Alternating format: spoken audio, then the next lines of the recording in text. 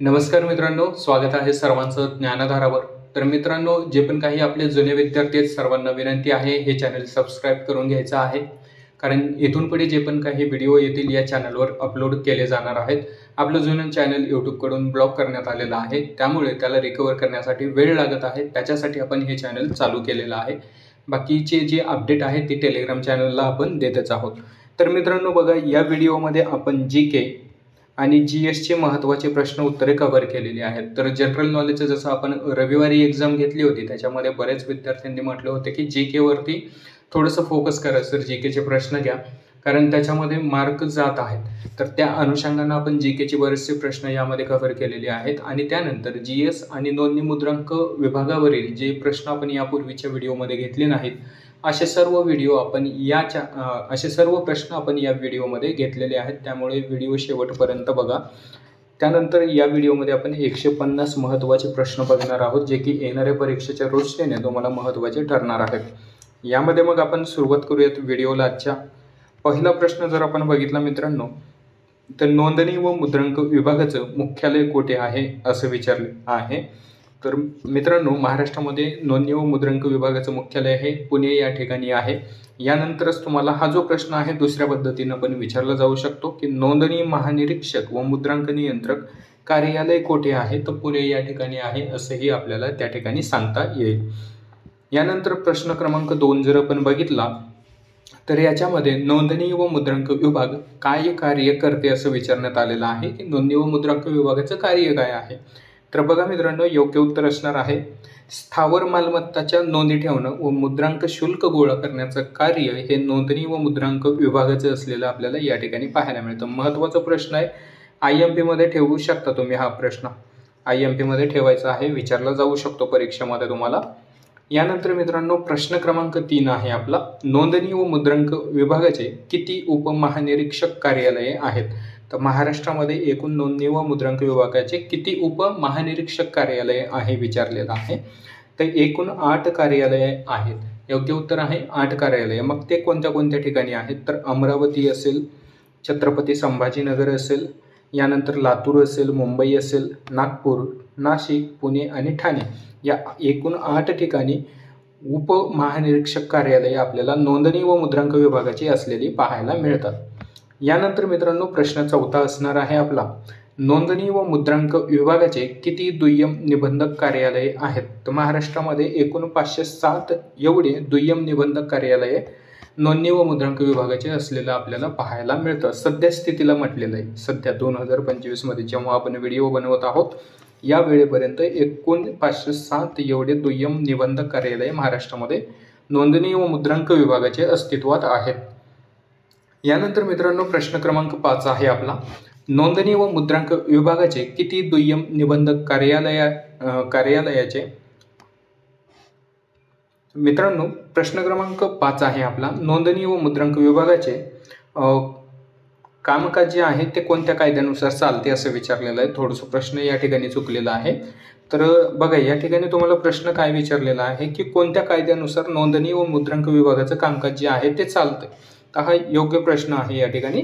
तर नोंदणी आणि मुद्रांक विभागाचं जे कार्य आहे मित्रांनो, नोंदणी कायदा 1908, मुद्रांक कायदा 1958 आणि विशेष विवाह कायदा 1954 नुसार, म्हणजे ह्या 3 कायद्यानुसार नोंदणी आणि मुद्रांक विभागाचं कार्य या ठिकाणी चालत असलेलं आपल्याला पाहायला मिळते। एकूण 3 कायद्यानुसार हे जे कायदे आहेत तुम्हाला तोंडपाठ करून ठेवायचेच आहेत, कारण याच्यावर परीक्षेमध्ये प्रश्न नक्कीच तुम्हाला विचारला जाणार आहे। महत्त्वाचे कायदे आहेत, कारण या कायद्याशिवाय नोंदणी आणि मुद्रांक विभागाचं कार्य होऊ शकत नाही।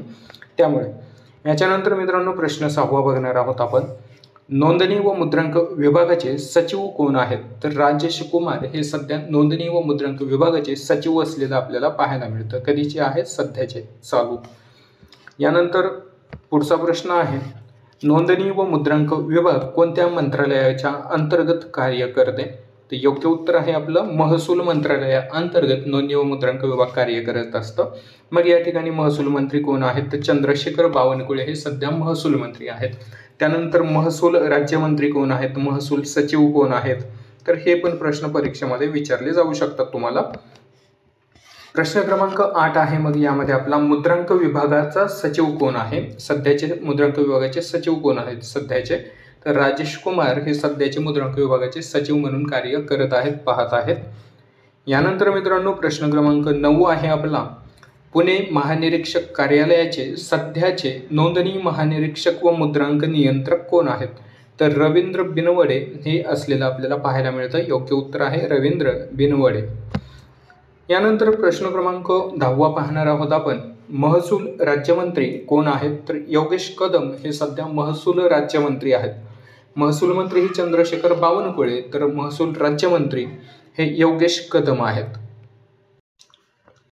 यानंतर प्रश्न क्रमांक 11 बघणार आहोत आपण, नोंदणी व मुद्रांक विभागाचे उपमहानिरीक्षक पुणे कार्यालयाचे नियंत्रक कोण आहे? उपमहानिरीक्षक कोण आहेत असंही आपण या ठिकाणी म्हणू शकतो. तर उदयराजे चव्हाण हे नोंदणी व मुद्रांक विभागाचे उपमहानिरीक्षक म्हणून सध्या कार्य पाहत आहेत, उदयराज चव्हाण. यानंतर प्रश्न क्रमांक 12 आहे, नोंदणी व मुद्रांक विभागाचे प्रकाशन कोणते आहे? बघा, नोंदणी व मुद्रांक विभागामार्फत एक प्रकाशन चालवलं जातं, त्यामध्ये नोंदणी आणि मुद्रांक विभागाबद्दलची सर्व माहिती त्या ठिकाणी देण्यात येत असते. तर मग हे प्रकाशन कोणतं आहे? तर सारथी नावाचं प्रकाशन नोंदणी व मुद्रांक विभागामार्फत चालवलं जातं. तर हे पण तुम्हाला परीक्षेमध्ये विचारलं जाऊ शकतं. कमीत कमी 3 ते 4 प्रश्न नोंदणी विभागावर तुम्हाला विचारले जाऊ शकतात. त्याच्यामध्ये कुठला प्रश्न येईल हे आपल्याला सांगता येत नाही. यापूर्वीच्या व्हिडिओजमध्ये पण आपण बरेच नोंदणी विभागाविषयीचे प्रश्न कव्हर केलेले आहेत. तुम्ही जर चॅनलवर नवीन असाल तर लिंक तुम्हाला डिस्क्रिप्शनमध्ये तुम्हाला त्या व्हिडिओची देतो. तेही व्हिडिओ तुम्ही यूट्यूबला जाऊन पाहू शकता, उपलब्ध आहेत यूट्यूबवर. यानंतर मित्रांनो प्रश्न क्रमांक 13 असणार आहे आपला, मुद्रांक शुल्क विभागाने अभय योजना कधी सुरू केलेली आहे? तर बघा, मुद्रांक शुल्क विभागाकडून त्यांचा जो रेव्हेन्यू आहे तो वाढवण्यासाठी वेगवेगळ्या योजना चालवल्या जातात. तर मग याच योजनेचा एक भाग म्हणून अभय योजना ही नोंदणी व मुद्रांक शुल्क विभागामार्फत चालवली गेलेली आहे. तर ही जी योजना आहे बघा, 7 डिसेंबर 2023ला ही योजना सुरू करण्यात आलेली होती. तर याच्यामध्ये होतं काय की महाराष्ट्र शासनाकडून नोंदणी आणि मुद्रांक विभागाला त्यांचा जो रेव्हेन्यू आहे तो त्याचं एक टार्गेट दिलं जातं, प्रत्येक वर्षी एक टार्गेट दिलं जातं की एवढं तुम्हाला यावर्षी रेव्हेन्यू जो आहे तो करायचा आहे. तर मग हेच कुठेतरी टार्गेट कंप्लीट करण्यासाठी नोंदणी आणि मुद्रांक विभागाकडून वेगवेगळ्या योजना या ठिकाणी चालवल्या जातात. त्याच्यापैकीच एक भाग म्हणून अभय योजना जी आहे 7 डिसेंबर 2023ला या ठिकाणी चालू करण्यात आली होती. यानंतर प्रश्न क्रमांक 14 असणार आहे आपला, मुद्रांक शुल्क विभागाने दस्त नोंदणीसाठी संगणकीय प्रणालीचा वापर कधीपासून सुरू केला? तर मुद्रांक विभागामध्ये मग संगणकीय प्रणालीचा वापर करण्यास कधीपासून सुरुवात झाली? तर 2002 या सालापासून नोंदणी विभागामध्ये संगणकीय प्रणालीचा वापर करण्यासाठी या ठिकाणी सुरुवात झालेली आहे. यानंतर प्रश्न आपण 15वा बघणार आहोत, 2024-25 मध्ये राज्य सरकारने महसुलाचा उद्दिष्ट नोंदणी व मुद्रांक शुल्क विभागाला दिलं आहे, तर ते किती दिलेलं आहे? जसं तुम्हाला म्हणलं की इथं उद्दिष्ट म्हणा किंवा इथं टार्गेट म्हणा तुम्ही या ठिकाणी की एवढं रेव्हेन्यू तुम्हाला करायचंच आहे. तर 2024-25 या वर्षासाठी बघा एकूण 55,000 कोटी रुपये जमा करण्याचा किंवा जो निधी महसूल आहे तो महसूल बनवण्याचं उद्दिष्ट या ठिकाणी राज्य सरकारनं महसूल विभागाला दिलेलं असलेलं आपल्याला या ठिकाणी पाहायला मिळतं. त्यामध्ये मग नोंदणी आणि मुद्रांक शुल्क विभागही यामध्ये येत असतो. किती रेव्हेन्यू जमा करण्याचं या ठिकाणी उद्दिष्ट दिले तर 55,000 कोटी रुपयांचा. यानंतर प्रश्न क्रमांक 16 आहे आपला, मुद्रांक विभागाचा सलोखा योजना कधी सुरू करण्यात आली? तर बघा, अशीच अजून एक योजना सुरू करण्यात आलेली आहे. तर बऱ्याच योजना आपण या व्हिडिओमध्ये घेतलेल्या आहेत. त्यामधले मग सलोखा योजना कधी सुरू करण्यात आली आहे? तर 2022 मध्ये ही सलोखा योजना सुरू करण्यात आलेली आहे.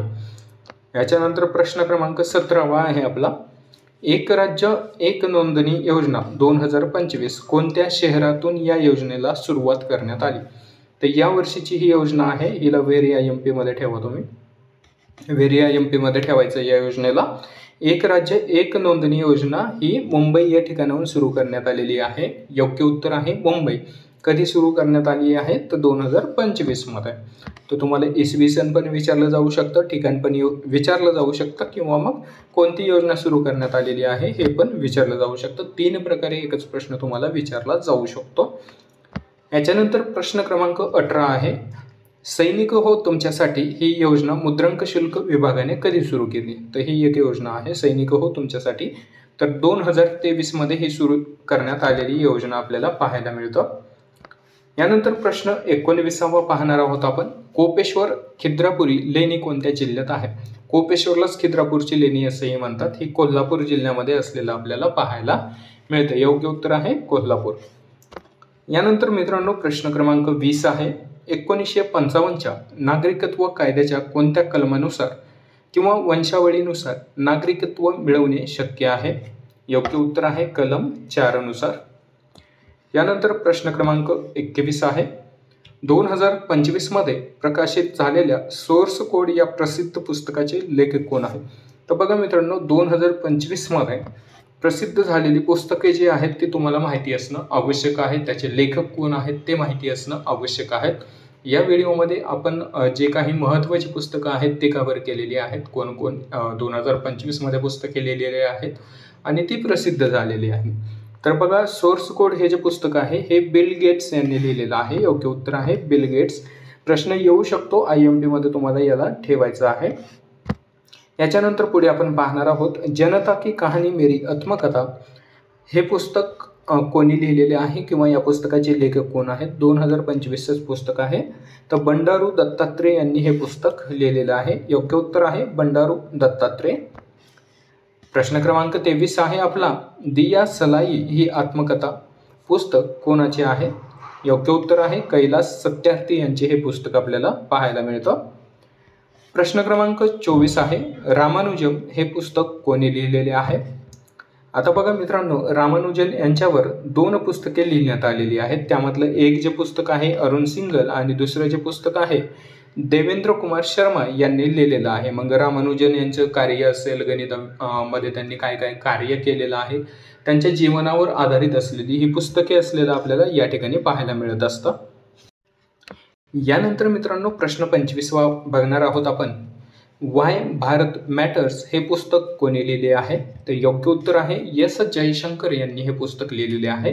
तर एस जयशंकर हे सध्या केंद्रीय मंत्रिमंडळामध्ये मंत्रिपदावर कार्यरत आहेत. तर मग ते कोणते मंत्री आहेत? हे परराष्ट्र मंत्री म्हणून कार्य करत आहेत. परराष्ट्र मंत्री हे पण IMP मध्ये तुम्हाला ठेवायचं आहे. एस जयशंकर कोण आहेत? तर परराष्ट्र मंत्री म्हणून केंद्रीय मंत्रिमंडळामध्ये या ठिकाणी कार्य करत आहेत. यानंतर मित्रांनो प्रश्न क्रमांक 26 आहे आपला. आय हॅव द स्ट्रीट ही आत्मकथा पुस्तक कोणी लिहिलेली आहे? हे स्ट्रीट आहे मित्रांनो. तर रविचंद्रन अश्विन यांची ही आत्मकथा पुस्तक असलेलं आपण या ठिकाणी पाहू शकतो. योग्य उत्तर आहे रविचंद्रन अश्विन. हे स्ट्रीट तेवढं अपडेट करून घ्यायचं आहे आपल्याला. यानंतर प्रश्न क्रमांक 27 आहे. रतन टाटा अ लाईफ या पुस्तकाचे लेखक कोण आहेत? योग्य उत्तर आहे थॉमस मॅथ्यू यांनी हे पुस्तक लिहिलेलं आहे. प्रश्न क्रमांक 28 आहे. द वर्ल्ड आफ्टर गाझा या पुस्तकाचे लेखक कोण आहेत? तर पंकज मिश्रा यांनी हे पुस्तक लिहिलेलं आहे. गाझामध्ये मागील काही दिवसामध्ये जे काही घटना घडलेल्या आहेत त्याच्यावर आधारित असलेलं हे पुस्तक पंकज मिश्रा यांनी लिहिलेलं आहे. 2025 मध्येच लिहिलं गेलेलं हे पुस्तक आहे. जे पण काही पुस्तके मी या व्हिडिओमध्ये घेतलेली आहेत ते 2025 मधली पुस्तकं असलेलं आपल्याला पाहायला मिळतं. यानंतर प्रश्न 29वा आहे. झेलम ही कोणत्या नदीची उपनदी आहे? योग्य उत्तर आहे सिंधू या नदीची उपनदी आहे. तर मग झेलम या नदीचा उगम कोठे होतो? तर वैरीनाग या ठिकाणी झेलम या नदीचा उगम होतो किंवा या सरोवरामध्ये या नदीचा उगम होत असलेला आपल्याला पाहायला मिळतं. यानंतर मित्रांनो प्रश्न क्रमांक 30 आहे आपला. 5 नद्यांचा प्रदेश म्हणून कोणत्या राज्याला ओळखलं जातं? तर योग्य उत्तर आहे पंजाब या राज्याला 5 नद्यांचा प्रदेश म्हणून या ठिकाणी ओळखलं जातं. मग त्या कोणत्या कोणत्या नद्या आहेत?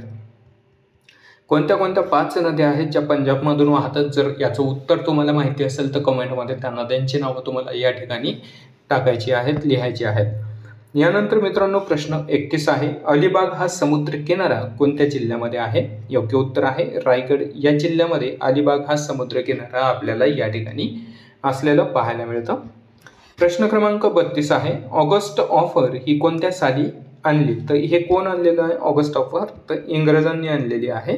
तर बघा भारतामध्ये वेगवेगळे या ठिकाणी आंदोलनं चालू होती इंग्रजी सत्तेच्या विरोधात तर ते कुठेतरी थांबवण्यासाठी किंवा हा जो उद्रेक आहे लोकांमध्ये झालेला ते कुठेतरी थांबवण्यासाठी वेगवेगळ्या ऑफर ही इंग्रजी सत्तांकडून देण्यात आलेले आहेत, वेगवेगळे कायदे आणण्यात आलेले आहेत. त्याच्यापैकीच एक असलेली ही ऑगस्टो ऑफर 1940मध्ये आलेली आहे. योग्य उत्तर आहे 1940. मग त्यावेळेस ब्रिटनचे पंतप्रधान कोण होते?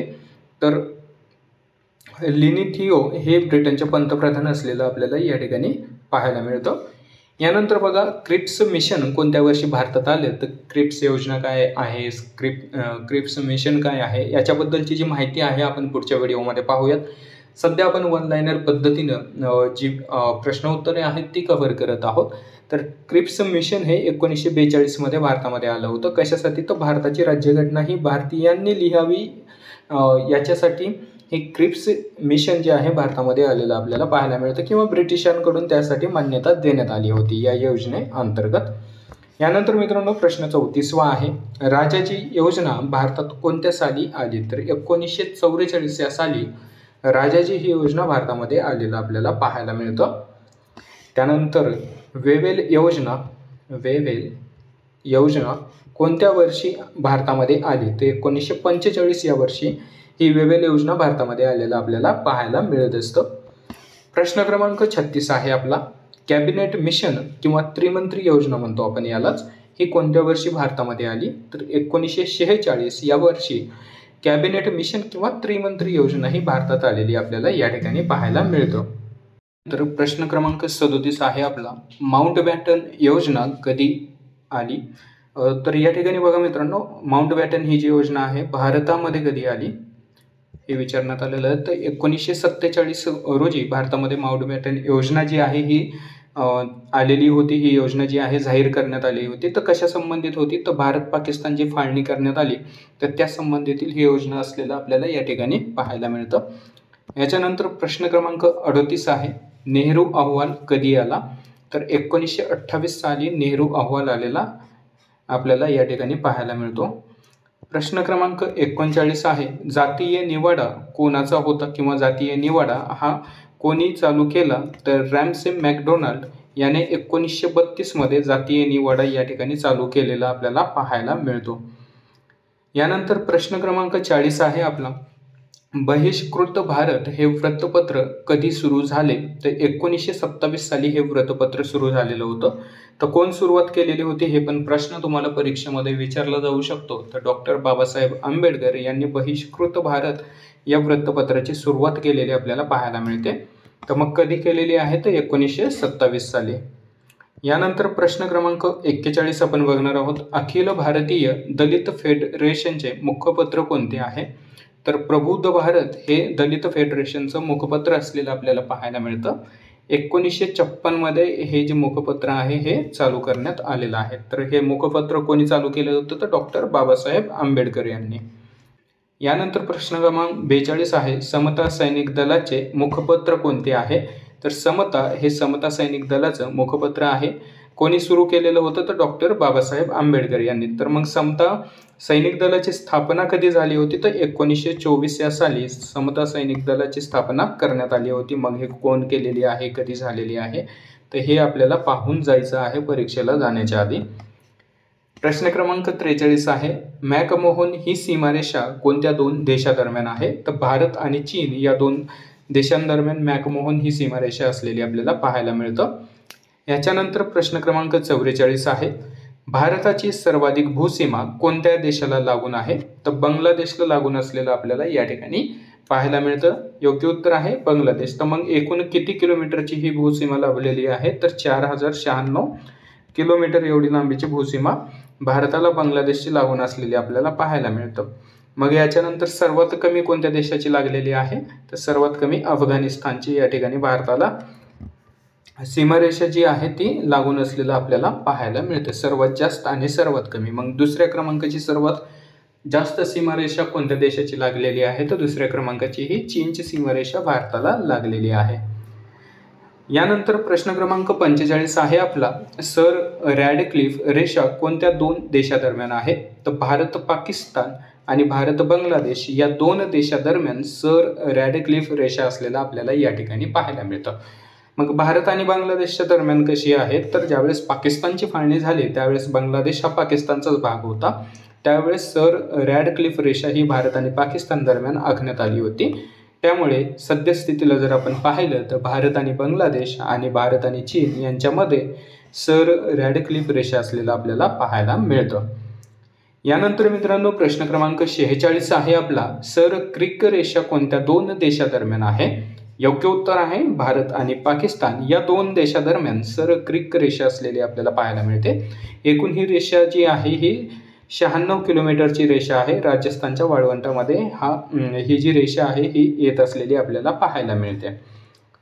यानंतर प्रश्न क्रमांक 47 आहे, ड्युरँड रेषा कोणत्या दोन देशादरम्यान आहे? तर भारत आणि अफगाणिस्तान या दोन देशादरम्यान असलेली आपल्याला पाहायला मिळते. यानंतर मित्रांनो प्रश्न क्रमांक 48 असणार आहे आपला, बिहारचे दुःखाश्रू कोणत्या नदीला म्हणतात? तर योग्य उत्तर आहे कोसी नदीला बिहारचे दुःख अश्रू म्हणून या ठिकाणी ओळखलं जातं.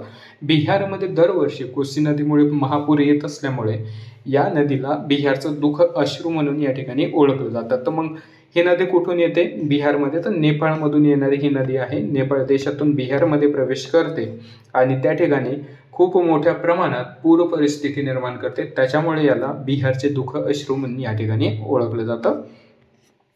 प्रश्न क्रमांक 49 आहे आपला, कोणत्या नदीला मृत नदी म्हणून या ठिकाणी ओळखलं जातं? बघा महत्त्वाचे प्रश्न आहेत मित्रांनो, वन लाईनर प्रश्न घेतलेले आहेत जे की परीक्षेमध्ये येऊ शकतात असेच प्रश्न आपण कव्हर करत आहोत. याचा PDF तुम्हाला अगदी मोफत टेलिग्राम चॅनलला डाउनलोड करायला मिळेल. चॅनलवर जर नवीन असाल तर लिंक तुम्हाला टेलिग्राम चॅनलच्या डिस्क्रिप्शनमध्ये मिळून जाईल. त्या ठिकाणी जाऊन हे PDF तुम्ही डाउनलोड करून घेऊ शकता. प्रश्न पुढचा बघूयात आपण. प्रश्न क्रमांक 49 आहे, कोणत्या नदीला मृत नदी म्हणून ओळखलं जातं? तर घग्गर नदीला या ठिकाणी मृत नदी म्हणून ओळखलं जातं. यानंतर मित्रांनो प्रश्न क्रमांक 50 आहे, कोणत्या नदीला पारदर्शक नदी असे म्हणून ओळखलं जातं? तर उमांगोट या नदीला पारदर्शक नदी म्हणून या ठिकाणी ओळखलं जातं. तर मग कोणत्या राज्यामध्ये आहे? तर मेघालय राज्यामध्ये ही नदी येत असलेली आपल्याला पाहायला मिळते. याच्यानंतर प्रश्न क्रमांक 51 आहे आपला, कोणत्या नदीला खाऱ्या पाण्याची नदी असे म्हणतात? तर लुनी जी नदी आहे मित्रांनो या नदीला खाऱ्या पाण्याची नदी म्हणून या ठिकाणी ओळखलं जातं. तर कुठून वाहते? तर थरच्या वाळवंटामधून ही नदी वाहत असते. तर याच नदीला लुप्त नदी म्हणून पण या ठिकाणी ओळखतात. खाली प्रश्न आपण घेतलेलाच आहे. प्रश्न क्रमांक 52 जर तुम्ही बघितला तर कोणत्या नदीला लुप्त नदी म्हणतात? तर लुनी नदीलाच या ठिकाणी लुप्त नदी म्हणून ओळखलं जातं. तर लुप्त का होते ही नदी? हिचं जी पाण्याची क्षमता आहे ही खूप कमी आहे आणि थरच्या वाळवंटामधून ही नदी वाहत असल्यामुळं थरच्या वाळवंटामध्ये हे जे काही पाणी आहे सर्व पाण्याचं बाष्पीभवन होऊन जातं. त्यामुळे या नदीला लुप्त नदी म्हणून पण ओळखतात. ही नदी पुढे वाहत असलेली दिसून येत नाही किंवा समुद्रापर्यंत ही नदी जी आहे वाहत असलेली आपल्याला पाहायला मिळत नाही. त्यामुळे लुनी नदीलाच या ठिकाणी लुप्त नदी म्हणून पण ओळखलं जातं.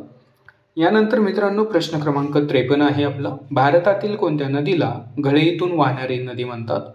योग्य उत्तर आहे नर्मदा नदीला घळईतून वाहणारी नदी म्हणून या ठिकाणी ओळखलं जातं. बऱ्याच परीक्षेमध्ये नर्मदा नदीवर प्रश्न आलेले आहेत. नर्मदा नदीचं थोडंफार तुम्ही या ठिकाणी अभ्यास करून जावा.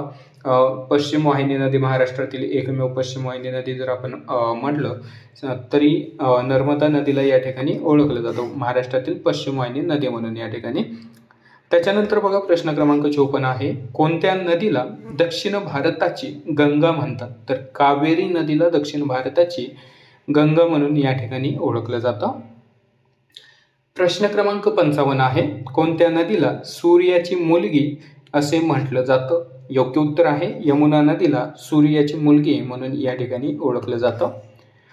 प्रश्न क्रमांक 56 आहे, कोणत्या नदीला काली नदी म्हणून ओळखलं जातं? योग्य उत्तर आहे शारदा नदी. प्रश्न क्रमांक 57 आहे, कोणत्या नदीला लाल नदी असं म्हणतात? योग्य उत्तर आहे ब्रह्मपुत्रा नदीला लाल नदी म्हणून या ठिकाणी ओळखलं जातं.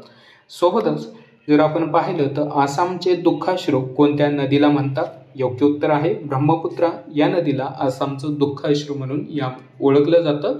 कारण आसाममध्ये दरवर्षी ब्रह्मपुत्रा नदीमुळे पूरस्थिती निर्माण होते. खूप मोठ्या प्रमाणात पूर येतो. त्यामुळे आसामचं दुःखाश्रू म्हणून या ठिकाणी ब्रह्मपुत्रा या नदीला ओळखलं जात असतं. प्रश्न क्रमांक 59 आहे आपला. 19 डिसेंबर 1909 रोजी कोणी नाशिकच्या कलेक्टरचा गोळ्या झाडून खून केला किंवा हत्या केली? योग्य उत्तर आहे अनंत कन्हेरे यांनी 19 डिसेंबर 1909 रोजी नाशिकचा जो कलेक्टर आहे याची गोळ्या झाडून हत्या केलेली आपल्याला या ठिकाणी पाहायला मिळतं. मग इतिहासामध्ये बरेच असे व्यक्ती आहेत, महापुरुष आहेत की ज्यांनी ब्रिटिश अधिकाऱ्यांची हत्या केलेली आहे. तर याच्यामध्ये मग कोणते कोणते ते व्यक्ती आहेत, महापुरुष आहेत, हे आपल्याला या ठिकाणी पाहायचं आहे. त्याच्यावरचे पण बरेचसे क्वेश्चन आपण या व्हिडिओमध्ये कव्हर केलेले आहेत. यानंतर बघा मित्रांनो, प्रश्न 60वा आहे आपला. चाफेकर बंधूंनी कोणत्या ब्रिटिश अधिकाऱ्यांचा खून केला? योग्य उत्तर आहे वॉल्टर रॅड आणि आयर्नस्टन या दोघांचा चाफेकर बंधूंनी या ठिकाणी खून केलेला किंवा हत्या केलेली आपल्याला पाहायला मिळते. यानंतर प्रश्न 61 आहे. मदनलाल धिंगरा यांनी कोणत्या ब्रिटिश अधिकाऱ्यांचा खून केला? योग्य उत्तर आहे कर्जन वायसी याचा खून मदनलाल धिंगरा यांनी केलेला आपल्याला पाहायला मिळतं. तर मग कारण काय होतं खून करण्याचं? तर बंगालची फाळणी यांच्या कार्यकाळामध्ये झाली होती किंवा यांच्या सांगण्यावरून झाली होती. त्यामुळे कुठेतरी या बंगालच्या फाळणीचा बदला म्हणून मदनलाल धिंगरा यांनी कर्जन वायसीची हत्या केलेली आपल्याला पाहायला मिळते. यानंतर प्रश्न क्रमांक 63 आहे. भगतसिंग यांनी कोणत्या ब्रिटिश अधिकाऱ्याचा खून केला? योग्य उत्तर आहे जॉन सॉर्डस यांचा खून भगतसिंग यांनी केलेला आहे. कारण काय होतं? तर लाला लजपतराय यांच्या मृत्यूचा बदला म्हणून याचा खून करण्यात आलेला होता भगतसिंग यांच्याकडून. प्रश्न क्रमांक 64 आहे आपला. भगतसिंग यांनी कोणत्या ब्रिटिश अधिकाऱ्याचा खून केला? तर हा जो प्रश्न आहे मित्रांनो डबल झालेला आहे. प्रश्न क्रमांक पुढचा आहे आपला. अनंत कन्हेरे यांनी कोणत्या ब्रिटिश अधिकाऱ्याचा खून केला? योग्य उत्तर आहे जॅक्सनचा खून अनंत कन्हेरे यांनी केलेला पाहायला मिळतो. कोण होते हे? तर नाशिकचे कलेक्टर होते जॅक्सन. यांचा खून कोण केलेला आहे? तर अनंत लक्ष्मण कन्हेरे. पूर्ण नाव पण तुम्हाला परीक्षेमध्ये विचारलं जाऊ शकतं. अनंत लक्ष्मण कन्हेरे असं यांचं पूर्ण नाव आहे. तर हे पण तुम्हाला माहिती असणं आवश्यक आहे. प्रश्न क्रमांक 66 आहे. उधमसिंग यांनी कोणत्या ब्रिटिश अधिकाऱ्यांचा खून केला? योग्य उत्तर आहे मायकल ओडवायर आणि जनरल डायर यांचा खून उधमसिंग यांनी केलेला आहे. हा जो खून आहे मित्रांनो, ही जी हत्या आहे, लंडन येथे जाऊन उधमसिंग यांनी या दोघांची हत्या केलेली आपल्याला पाहायला मिळते. मग कारण काय होतं उधमसिंग यांची हत्या करण्याचं? तर जालियनवाला बाग हत्याकांड जे झालेलं होतं तर त्यामध्ये कारणीभूत असणारे हे व्यक्तिमत्व असलेलं आपल्याला पाहायला मिळतं. यांच्या आदेशावरून हे जे जालियनवाला बाग हत्याकांड आहे हे घडलेला होता. त्यामुळे सरदार उधमसिंग यांनी या दोघांची हत्या केलेली आपल्याला पाहायला मिळते. प्रश्न क्रमांक 67 आहे आपला. काँग्रेसच्या कोणत्या अधिवेशनामध्ये काँग्रेसच्या नावामध्ये राष्ट्रीय हा शब्द जो आहे तो जोडण्यात आला? मित्रांनो हे जे उत्तर आहे कॉमेंटमध्ये सांगायचे तुम्हाला. बऱ्याच परीक्षेमध्ये प्रश्न विचारला गेलेला आहे की काँग्रेसच्या कोणत्या अधिवेशनामध्ये राष्ट्रीय हा शब्द काँग्रेस सोबत जोडला गेला? योग्य उत्तर कॉमेंटमध्ये सर्वांनी सांगायचं आहे. यानंतर प्रश्न 68वा आपण बघणार आहोत. काँग्रेसचे पहिले अधिवेशन कोठे पार पडले? योग्य उत्तर आहे मुंबई या ठिकाणी काँग्रेसचं पहिलं अधिवेशन पार पडलं. पहिल्या अधिवेशनाचे अध्यक्ष कोण होते असा जर प्रश्न तुम्हाला परीक्षेमध्ये आला तो व्यवसचंद्र बॅनर्जी हे पहिल्या अधिवेशनाचे अध्यक्ष असलेले आपल्याला पाहायला मिळतात. अधिवेशन कधी झालं? तर 28 ते 31 डिसेंबर या कालखंडामध्ये. त्यानंतर बघा काँग्रेसची जी काही अधिवेशने झालेली आहेत त्याची महत्त्वाची अधिवेशनावरील प्रश्न आपण यामध्ये कव्हर केलेले आहेत. मग कोणत्या अधिवेशनामध्ये काय निर्णय झाला, कशासाठी ते अधिवेशन फेमस आहे, तर यासाठी आपण अधिवेशनामध्ये काँग्रेसची जी काही अधिवेशनं झालेली आहेत महत्त्वाची त्याचे पण काही प्रश्न या ठिकाणी आपण कव्हर केलेले आहेत. यानंतर मित्रांनो प्रश्न क्रमांक 69 आपण बघणार आहोत. काँग्रेसचे तिसरे अधिवेशन कोठे पार पडले? योग्य उत्तर आहे 1887 मध्ये मद्रास या ठिकाणी काँग्रेसचं तिसरं अधिवेशन पार पडलं. मग याच्यामध्ये एक नारा देण्यात आलेला होता. या नाऱ्यासाठी हे जे अधिवेशन आहे हे फेमस आहे. तर काँग्रेसी बनो असा नारा कोणत्या अधिवेशनामध्ये देण्यात आला किंवा दिला गेला असाही प्रश्न येऊ शकतो. तर 1887च्या मद्रास या अधिवेशनामध्ये काँग्रेसी बनो हा नारा देण्यात आलेला आपल्याला पाहायला मिळतो. मग त्याच्यानंतर अध्यक्ष कोण होते याचे, तर बद्रुद्दीन तय्यब पहिले मुस्लिम अध्यक्ष या ठिकाणी या काँग्रेसच्या अधिवेशनाचे असलेले आपल्याला पाहायला मिळतात. मग असाही प्रश्न तुम्हाला परीक्षेमध्ये विचारला जाऊ शकतो की बद्रुद्दीन तय्यब हे मुस्लिम जे पहिले राष्ट्रीय काँग्रेसचे अध्यक्ष होते हे कितव्या काँग्रेसच्या अधिवेशनाचे अध्यक्ष होते, ते 69व्या काँग्रेसच्या तर तिसरे जे अधिवेशन होते काँग्रेसचं, या तिसऱ्या अधिवेशनाचे पहिले मुस्लिम अध्यक्ष म्हणून यांनी राष्ट्रीय काँग्रेसचं अध्यक्षपद या ठिकाणी भूषवलेलं आपल्याला पाहायला मिळतं. यानंतर मित्रांनो प्रश्न 70 आहे आपला, काँग्रेसचे चौथे अधिवेशन कोठे पार पडले? योग्य उत्तर आहे इलाहाबाद या ठिकाणी हे अधिवेशन भरवण्यात आलं होतं. कधी भरवण्यात आलं होतं, तर 1888 या साली. आणि पहिले ब्रिटिश अध्यक्ष कोण होते, तर जॉर्ज यूल हे पहिले ब्रिटिश अध्यक्ष या ठिकाणी या अधिवेशनाचे असलेले आपल्याला पाहायला मिळतात. तर मग चौथ्या अधिवेशनाचे अध्यक्ष कोण होते, तर जॉर्ज यूल पहिले ब्रिटिश अध्यक्ष म्हणून या ठिकाणी यांना ओळखलं जातं. यानंतर प्रश्न क्रमांक 71 आहे आपला, काँग्रेसचे 7वे अधिवेशन कोठे पार पडले? योग्य उत्तर आहे नागपूर या ठिकाणी काँग्रेसचं 7वं अधिवेशन पार पडलं. इसवी सन 1891 मध्ये हे अधिवेशन पार पडलं. अध्यक्ष कोण होते, तर पी चार्लू हे अध्यक्ष होते. पहिल्यांदाच राष्ट्रीय शब्दाचा प्रयोग यामध्ये करण्यात आलेला आहे. बघा, तुम्हाला जो वर प्रश्न विचारला होता त्याचं उत्तर या ठिकाणी तुम्हाला देण्यात आलेलं आहे. 7व्या अधिवेशनामध्ये नागपूरच्या, जे की 1891 साली झालं होतं, या अधिवेशनामध्ये सर्वप्रथम राष्ट्रीय हा शब्द जो आहे तो काँग्रेसच्या अधिवेशनामध्ये शब्दप्रयोग केला गेलेला आपल्याला पाहायला मिळतो आहे. यानंतर मित्रांनो प्रश्न क्रमांक 72 आहे आपला, काँग्रेसचे कोणत्या अधिवेशनामध्ये पहिल्यांदा वंदे मातरम हे राष्ट्रीय गीत गाण्यात आलं? तर काँग्रेसच्या कोणत्या अधिवेशनामध्ये सर्वप्रथम वंदे मातरम हे राष्ट्रीय गीत गाण्यात आले? तर योग्य उत्तर आहे 12व्या अधिवेशनामध्ये. कुठं झालं होतं मग हे अधिवेशन, तर कोलकाता या ठिकाणी हे अधिवेशन झालेलं होतं. त्यानंतर मग हे जे काही वंदे मातरम गीत आहे हे कोणी लिहिलं आहे, तर बंकिमचंद्र चटर्जी यांनी हे लिहिलेलं गीत आहे.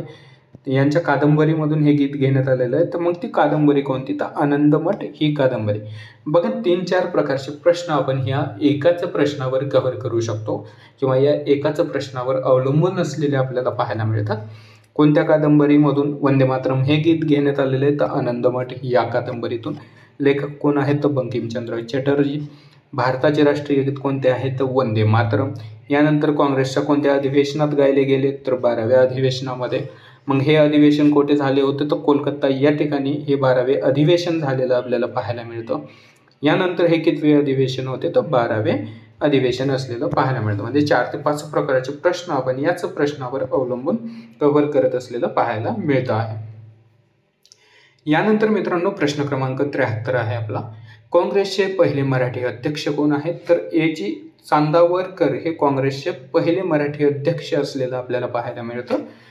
याच्यानंतर हे कितवे अधिवेशन होतं काँग्रेसचं, तर 16व्या अधिवेशनाचे हे अध्यक्ष होते. आणि पहिले मराठी अध्यक्ष होते कोण होते, लक्षात ठेवा, IMP करून ठेवा याला तुम्ही. पहिले मराठी अध्यक्ष कोण, ए.जी. चांदावरकर हे पहिले मराठी अध्यक्ष होते. 16व्या काँग्रेसच्या अधिवेशनाचे हे अधिवेशन कुठं भरलं होतं, तर लाहोर या ठिकाणी. कधी भरलं होतं, तर 1900 या साली. 3-4 प्रश्न एकाच प्रश्नामध्ये कव्हर होऊन जातात या ठिकाणी तुमचे. यानंतर प्रश्न क्रमांक 74 आहे, गोपाळ कृष्ण गोखले कोणत्या अधिवेशनाचे अध्यक्ष होते? तर VIMP मध्ये प्रश्न ठेवायचा आहे, विचारलाच जातो परीक्षेमध्ये. योग्य उत्तर आहे गोपाळ कृष्ण गोखले कोणत्या अधिवेशनाचे अध्यक्ष होते, तर 21व्या काँग्रेसच्या अधिवेशनाचे अध्यक्ष होते. हे काँग्रेसचं अधिवेशन कोठे भरवलं गेलं होतं, वाराणसी तेव्हाचं बनारस. कधी भरवलं गेलं होतं, तर 1905 या साली. तर मग महत्त्वाचा अजून एक प्रश्न याच्यावर विचारला जातो की लॉर्ड कर्झनची तुलना औरंगजेबाशी कोणी केली? तर गोपाळ कृष्ण गोखले यांनी औरंगजेबाशी लॉर्ड कर्झनची तुलना याच अधिवेशनामध्ये केली होती. कधी केली होती, तर अध्यक्षीय जे भाषण असतं अधिवेशनाचं याच्यामध्ये लॉर्ड कर्झन याची तुलना ही औरंगजेबाशी करण्यात आली होती. यानंतर प्रश्न क्रमांक 76 आहे आपला, रयतवारी पद्धत मद्रास येथे कधी सुरू करण्यात आली? योग्य उत्तर आहे 1829 साली रयतवारी पद्धत जी आहे मद्रास या ठिकाणी सुरू करण्यात आली होती. मग ही जी रयतवारी पद्धत आहे ही कोणी सुरू केलेली आहे ही माहिती असणं आवश्यक आहे. तर थॉमस मुनरो आणि अलेक्झांडर रीड या दोघांनी मिळून ही जी रयतवारी पद्धती आहे ही पद्धती सुरू केलेली आपल्याला पाहायला मिळतं. मग कधी सुरू केली? 1829 साली. कुठे? मद्रास आणि बॉम्बे प्रेसिडेन्सी या ठिकाणी, म्हणजे आपला जो भाग आहे मुंबईचा जो भाग आहे या दोन ठिकाणी ही रयतवारी पद्धत 1829 मध्ये सुरू करण्यात आलेली होती.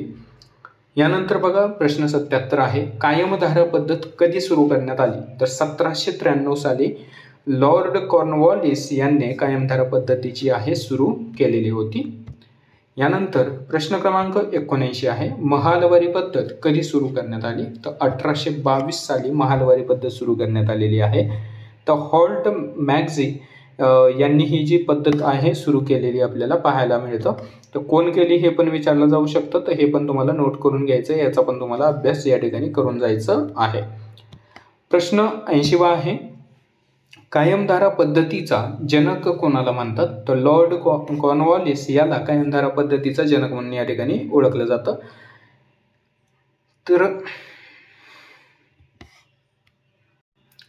यानंतर प्रश्न क्रमांक 81 आहे, ॲग्री स्टॅक कॉन्फरन्सचे आयोजन कोठे करण्यात आले?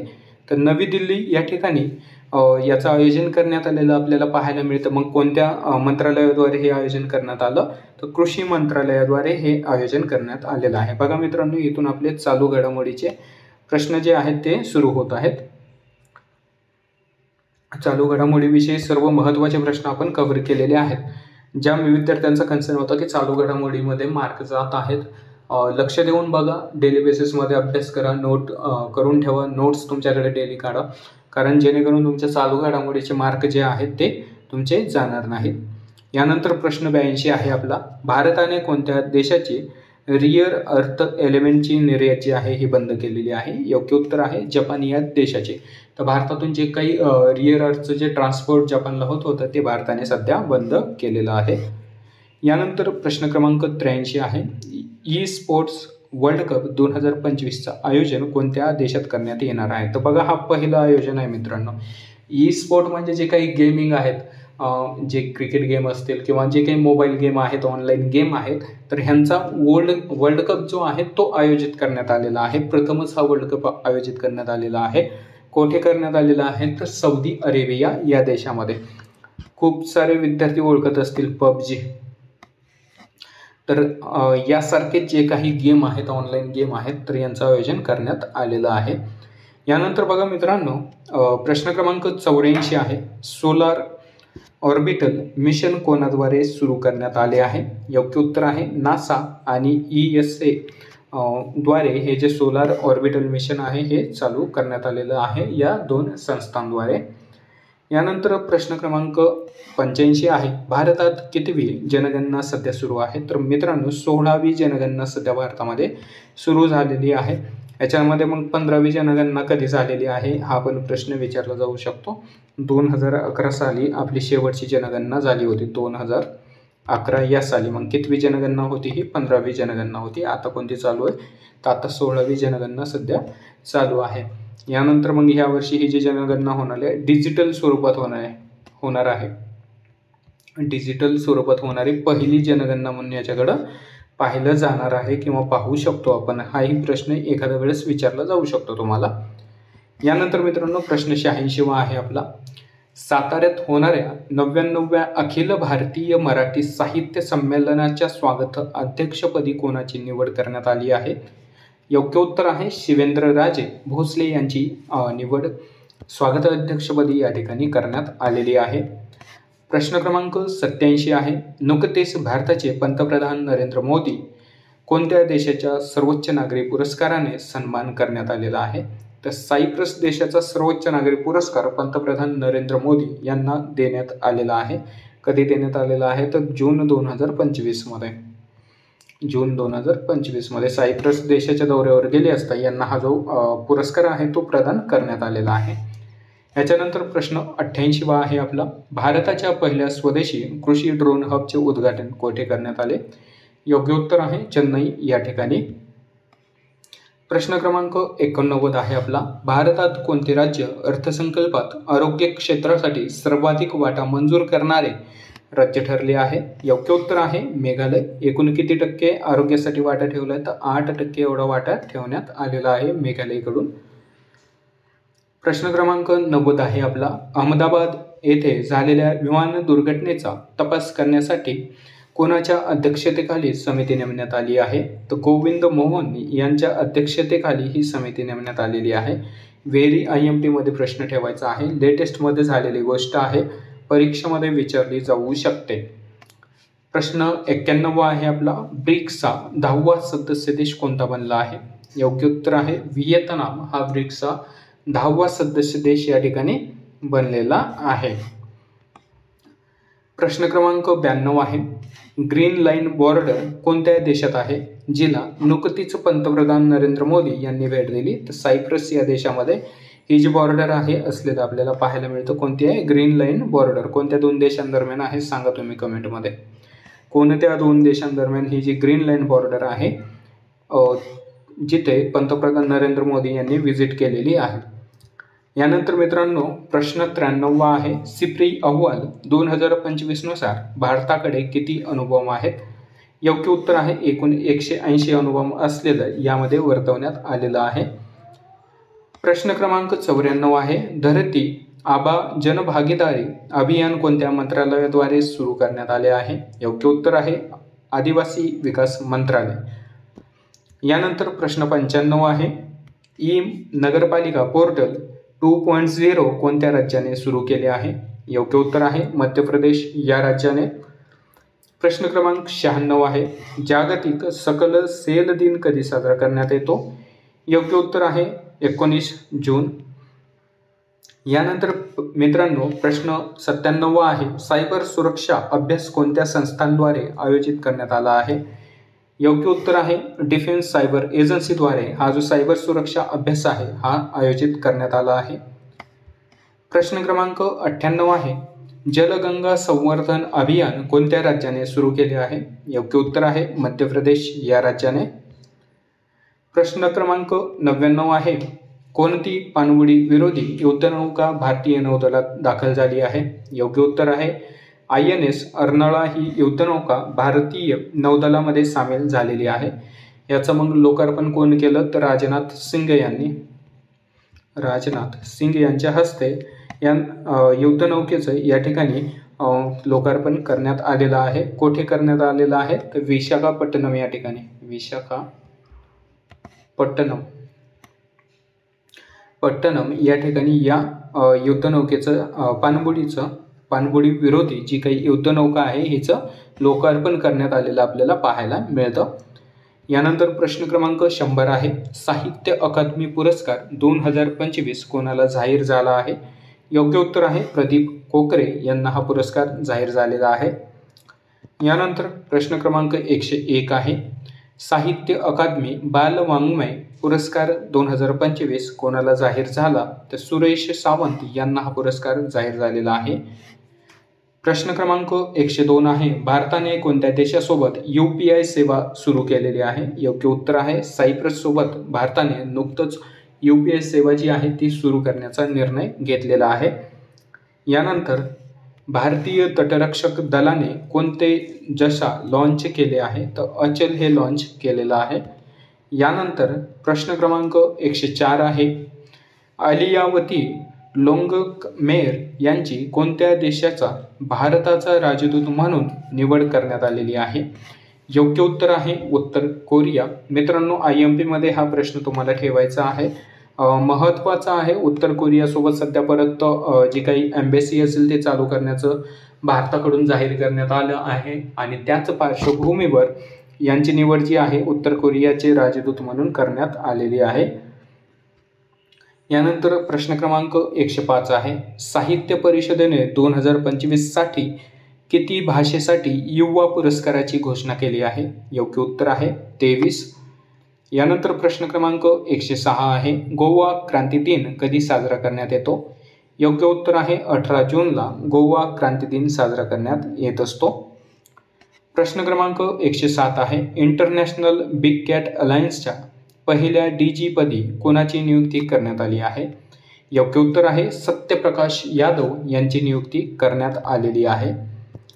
प्रश्न 108 आहे. कोणत्या राज्याने 2025 ते 2035 हे दशक जलविद्युत दशक म्हणून घोषित केले आहे? योग्य उत्तर आहे अरुणाचल प्रदेश. यानंतर प्रश्न क्रमांक 109 आहे. युनायटेड नेशनने 2026 हे कोणते वर्ष म्हणून घोषित केले आहे? योग्य उत्तर आहे आंतरराष्ट्रीय महिला किसान वर्ष. प्रश्न क्रमांक 110 आहे. जागतिक योग दिन कधी साजरा करण्यात येतो? योग्य उत्तर आहे 21 जूनला जागतिक योग दिन साजरा करण्यात येत असतो. प्रश्न क्रमांक 111 आहे. जागतिक योग दिन 2025 ची थीम काय होती? तर yoga for one earth one health ही जागतिक योग दिनाची या ठिकाणी थीम असलेलं आपल्याला पाहायला मिळतं. हा पण प्रश्न IMP मध्ये ठेवायचा आहे, कारण योग दिनाची थीम बऱ्याच परीक्षांमध्ये या ठिकाणी विचारली जात असते. तर ही थीम काय होती हे तुम्हाला तोंडपाठ असणं आवश्यक आहे, नोट करून ठेवायचं आहे तुम्हाला याला. प्रश्न क्रमांक 112 आहे.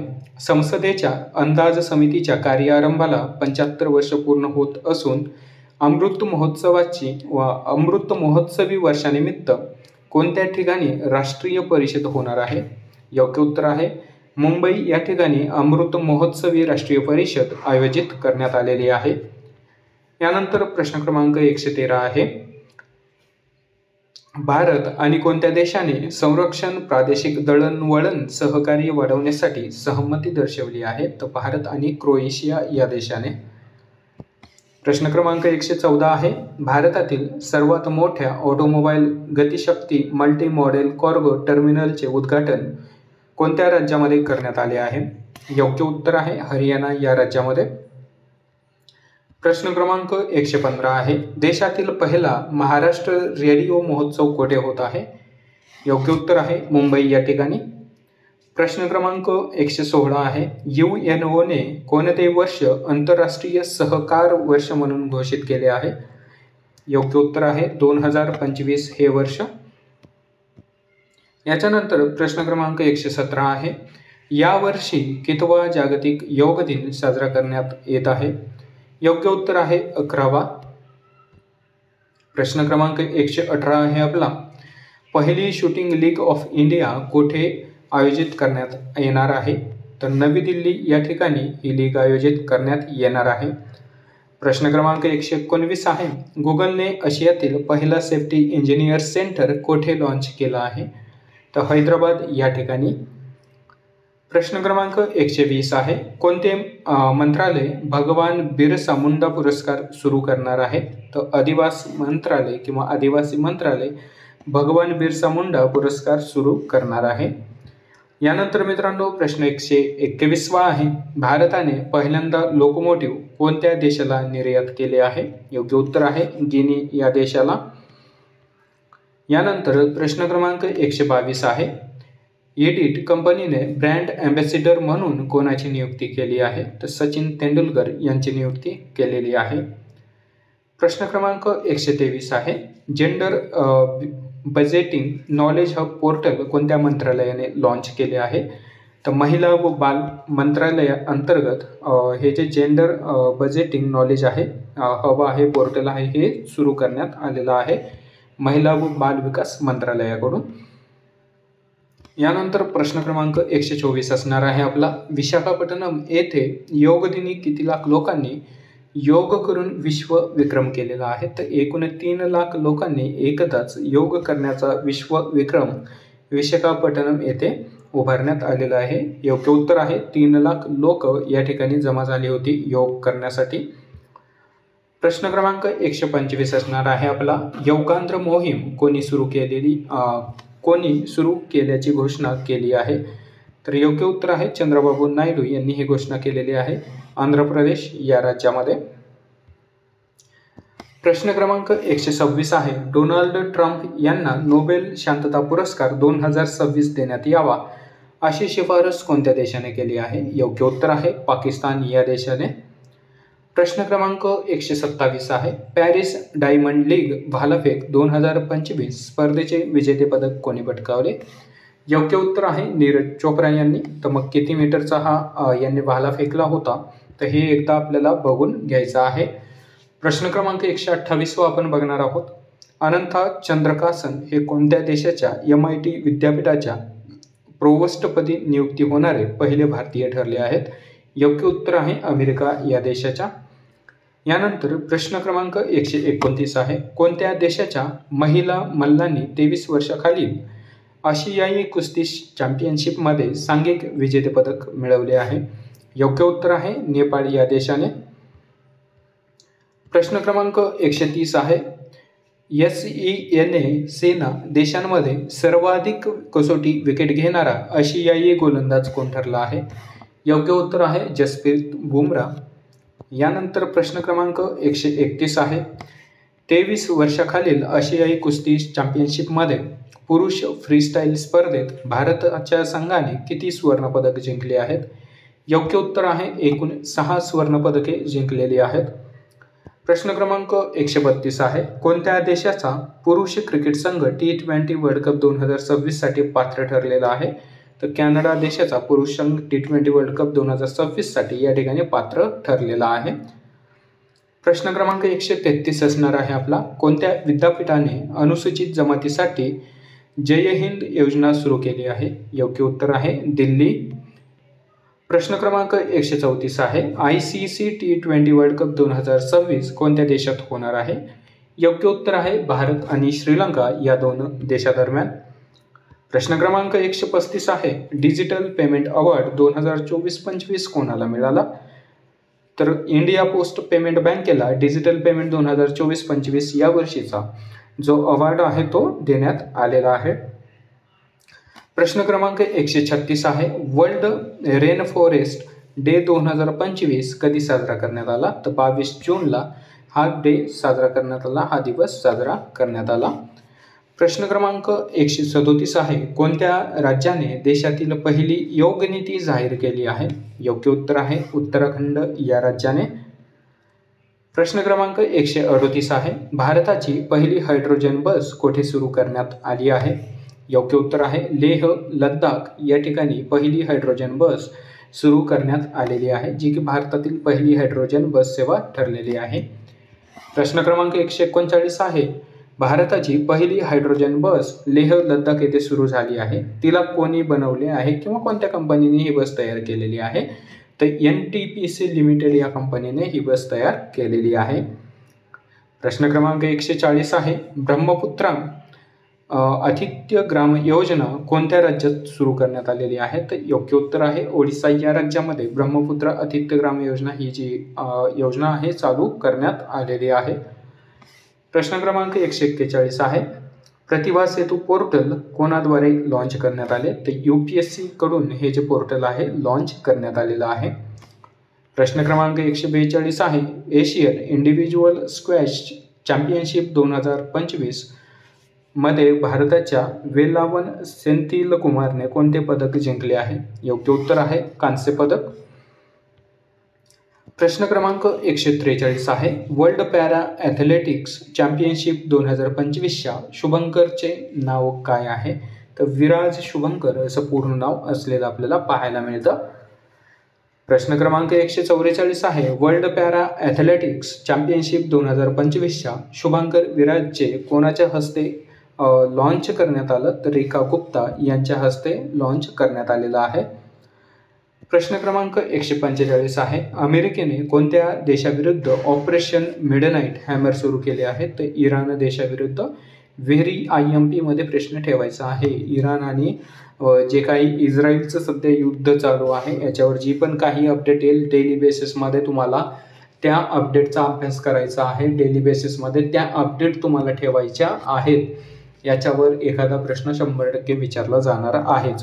त्यानंतर ऑपरेशन सिंदूर असेल, त्यानंतर दिल्लीमध्ये झालेली दुर्घटना असेल, विमान हादसा असेल, त्याच्याबद्दलची माहिती तुम्हाला माहिती असणं आवश्यक आहे. याच्यावर प्रश्न चालू घडामोडी रिलेटेड येणार आहेत तुम्हाला परीक्षेमध्ये. मी आत्ता तुम्हाला सांगू शकतो की 100% या तिन्ही विषयावर, या तिन्ही मुद्द्यावर आधारित प्रश्न तुम्हाला येणाऱ्या परीक्षेमध्ये 100% दिसणार आहेत. तर हे तुम्हाला पाहून जायचं आहे, पाठ करून जायचं आहे. जर तुम्हाला माहिती नसेल तर ज्ञानधारा या जुन्या यूट्यूब चॅनलवर हे व्हिडिओ आपण अपलोड केलेले आहेत, त्याची लिंक डिस्क्रिप्शनमध्ये मी तुम्हाला देईल, त्या ठिकाणी जाऊन तुम्ही हे व्हिडिओज पहा. तुमचं ऑपरेशन सिंदूर असेल त्याविषयीचे सर्व प्रश्न आपण त्या व्हिडिओमध्ये कव्हर केलेले आहेत. यानंतर दिल्लीमध्ये झालेली विमान दुर्घटना असेल याच्यावर सर्व काही जी अपडेट आहे, अहमदाबादमध्ये झालेली जी काही विमान हादसा होता तर याच्यावर जी काही महत्त्वाचे प्रश्न आहेत ते आपण सर्व त्याच्यामध्ये कव्हर केलेले आहेत. यानंतर जर आपण पाहिलं तर जे काही लेटेस्टवाले सध्या मुद्दे चालू आहेत हे तुम्हाला पाठ करणं, हे तुम्हाला माहिती करून घेणं आवश्यक आहे. यानंतर प्रश्न क्रमांक पुढचा असणार आहे आपला, राष्ट्रपती द्रौपदी मुर्मू यांच्या भाषणावर आधारित विंग्स टू आवर होप्स पुस्तकाचे प्रकाशन कोणाच्या हस्ते करण्यात आले? तर राजनाथ सिंग यांच्या हस्ते हे प्रकाशन करण्यात आलेलं आहे. तर कोणी लिहिलं पुस्तक, लेखक कोण आहे? तर द्रौपदी मुर्मू. यानंतर बघा प्रश्न क्रमांक 147 आहे आपला, भारतातील तिसरे संपूर्ण साक्षर राज्य कोणते ठरलंय? तर त्रिपुरा हे भारतातलं तिसऱ्या क्रमांकाचं साक्षर राज्य या ठिकाणी ठरलेलं आहे. मग पहिलं राज्य कोणतं, दुसरं राज्य कोणतं? कॉमेंटमध्ये सांगा दोन्ही राज्य तुम्ही, पहिल्या क्रमांकावर कोणतं आहे आणि दुसऱ्या क्रमांकावर कोणतं आहे. याच्यानंतर प्रश्न आपला 148 आहे, भारत कोणत्या देशाकडून सर्वाधिक कच्चे तेल आयात करतो? तर सध्या रशियाकडून भारत सर्वात जास्त प्रमाणात कच्चं तेल जे आहे ते आयात करत आहे आणि बाहेर देशामध्ये किंवा युरोपीय कंट्रीमध्ये ते निर्यात पण करत आहे पक्क्या तेलाच्या स्वरूपामध्ये. यानंतर प्रश्न क्रमांक 149 आहे, एकाच कसोटी सामन्यात 2 शतके झळकावणारा रिषभ पंत कितवा भारतीय फलंदाज ठरला? तर 7वा भारतीय फलंदाज ठरलेला आहे. यानंतर मित्रांनो आजचा आपला शेवटचा प्रश्न आहे, कोणते राज्य सरकार स्थानिक स्वराज्य संस्थांमध्ये माझी वसुंधरा अभियान 6.0 सुरू करणार आहे? माझी वसुंधरा अभियान तर महाराष्ट्र सरकार सुरू करणार आहे. IMP मध्ये ठेवायचं आहे, हे पण आपल्याला विचारलं जाईल परीक्षेमध्ये. तर बघा मित्रांनो, जेवढे काही महत्त्वाचे प्रश्न आपल्याला होते तेवढे आपण महत्त्वाचे प्रश्न यामध्ये कव्हर केलेले आहेत. त्यामध्ये जनरल नॉलेज असेल आणि GSची सोबतच मुद्रांक विभागातील जी काही प्रश्न आपण घेतली नव्हती ती प्रश्न आपण बरेच यामध्ये कव्हर केलेले आहेत. परीक्षेमध्ये याच्यावर प्रश्न तुम्हाला विचारले जातील, त्या अनुषंगानेच हे प्रश्न आपण कव्हर केलेले आहेत. तर मित्रांनो, चॅनलवर नवीन असाल तर सबस्क्राईब करायला विसरू नका आणि सोबतच जे पण काही जुने विद्यार्थी आहेत त्यांना सर्वांना विनंती आहे की चॅनल सबस्क्राईब करून घ्या, जेणेकरून येणारे सर्व व्हिडिओज तुम्हाला आल्याच्या नंतर तुम्हाला त्याचं नोटिफिकेशन लगेचच मिळून जाईल. धन्यवाद. भेटूयात पुढच्या व्हिडिओमध्ये. तोपर्यंत सर्वांना धन्यवाद. जय हिंद, जय महाराष्ट्र.